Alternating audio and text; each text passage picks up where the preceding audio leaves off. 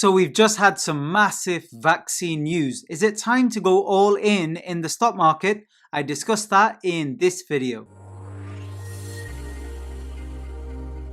So Pfizer have just announced literally a few hours ago, vaccine study prevents 90% of infections. But what we're going to do in this video is actually look through some of the study results to firstly determine whether it's likely to be valid, secondly to determine the time frames of a vaccine, and thirdly to discuss how it might affect the stock market in the next couple of months. Now, if you've been watching my videos recently, we did talk about potentially the Oxford vaccine trial reporting in early December. I was actually surprised to hear news so early after the election, but I wonder if they were waiting actually until the Biden confirmed victory, because it's not really clear who controls when this news is actually released. But anyway, there you go. So with effectiveness for first vaccines previously expected to be in the range of 60 to 70%, more than 90% in this study was extraordinary, according to the executive officer. The problem here, though, is we don't know whether this will be effective in key subgroups like the elderly. So who else was in the race? Well, we had Moderna, Johnson & Johnson, and AstraZeneca. The strange thing now is that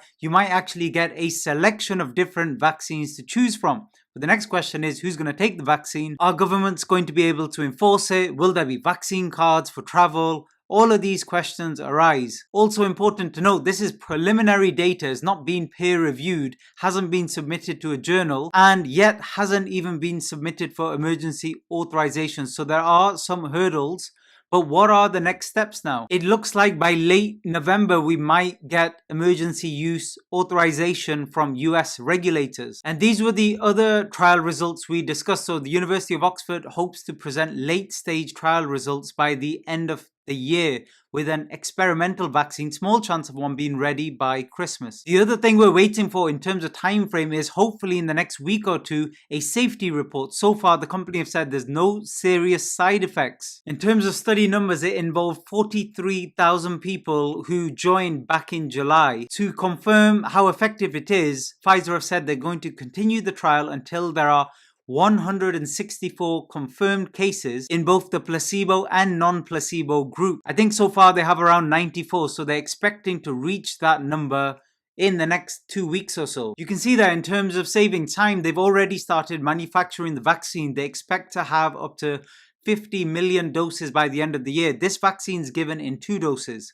So that will cover 25 million people, and next year up to 1.3 billion doses. So if there was a vaccine ready and it was shown to be safe, I'm curious, how many of you would consider taking the vaccine? Please comment below. If you're going to consider it, please click the like button. If you're not interested in the vaccine, please also click the like button. So let's get on to the stock market. And before we look at the Dow Jones, I want to cover a couple of pharmaceutical stocks first. First, Pfizer, no surprise today, they've gapped up. However, there was a strong sell-off so far pre-market. Here on a 5-minute chart, I think they're still up around 7 or 8%. They were previously up 15%, massive gains. I wanted to show you Gilead as well, because it's a company we discussed earlier in the year. You can see they were getting pumped up quite a bit when they reported very, very early vaccine results, which were shown to be, well, complete rubbish, really. So since then, they've just been sliding down, and I don't think this news is going to do them any favors, to be honest. Especially if the vaccine shows efficacy, then very likely all the governments are going to order this one and not bother with any of the others. But what we saw on the Dow Jones was amazing today. In Dow Jones futures, we actually got above 30,000 for the first time ever. Now the question for me here on the Dow Jones is, yes, we're in this final phase, but how long will this rally last? And the caution here is there were periods during the year where they reported vaccine news, and very soon afterwards we got a bit of a dump in the market, so you have to be a little bit careful. So going on to a smaller time frame, you can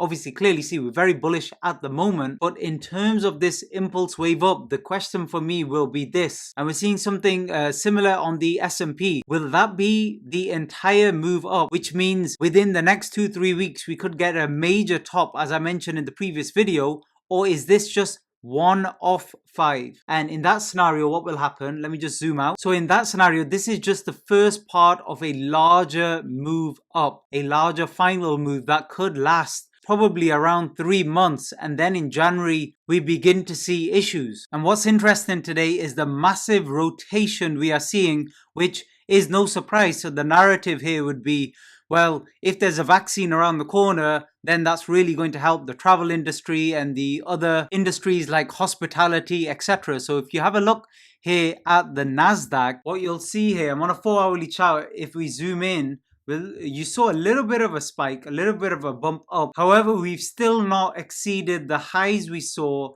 at the beginning of September, around the 12,400 mark.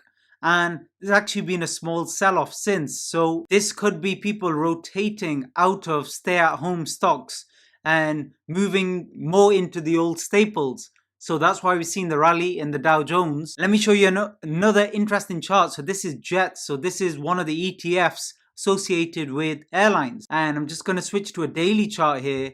And you can see an absolutely massive gap up today. And if you just draw a horizontal line through, the last time we spiked up was here back in June when we were seeing some good jobs numbers, which later proved to be, well, false really. So we hit that level again and saw some resistance. So is this really a turning point for travel and hospitality? Let me know what you think. Just comment below. Clearly in Europe, this vaccine's come too late to prevent the current lockdowns. And there are so many other unanswered questions. But let me know what you think in the comment section below. And I'll do another update on the stock market later this week. Thanks for listening.